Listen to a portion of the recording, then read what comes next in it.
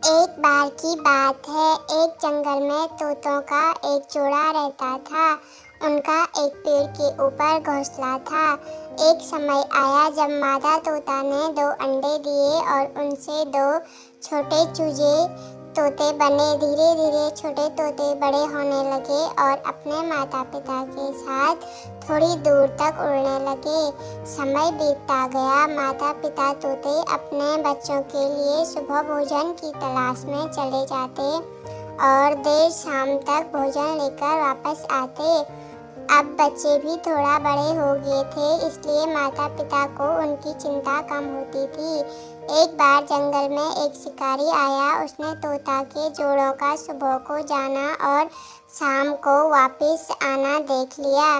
एक दिन जैसे ही सुबह दोनों तोता भोजन की तलाश में निकले, शिकारी वैसे ही तोतों के बच्चों को लेने के लिए उनके घोंसले पर गया।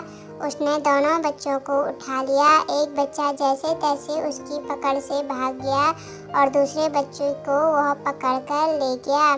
जो बच्चा उसकी पकड़ से भाग गया था वह एक आश्रम के पेड़ पर बैठ गया और जैसे शिकारी पकड़ कर ले गया था, उसने उसे पिंजरे में अपने घर पर रख लिया।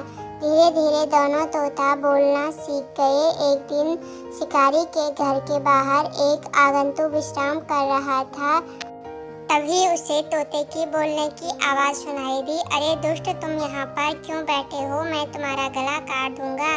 यह सुनकर आगंतुक वहाँ से चला गया। अब वह आगे जाकर आश्रम के पेड़ के नीचे बैठकर आराम करने लगा। तभी उसे दूसरे तोते की बोलने की आवाज़ सुनाई दी। तोते ने कहा, हे महोदय, आपका हमारे आश्रम में स्वागत है। आप यहाँ आए हो तो कुछ फल खा लीजिए और विश्राम कीजिए। आगंतुक ने तोते से कहा, तुम कितना मीठा बोलते हो। मैं अभी एक शिकारी के घर से आया। उसका तोता बड़ा ही दुष्ट था।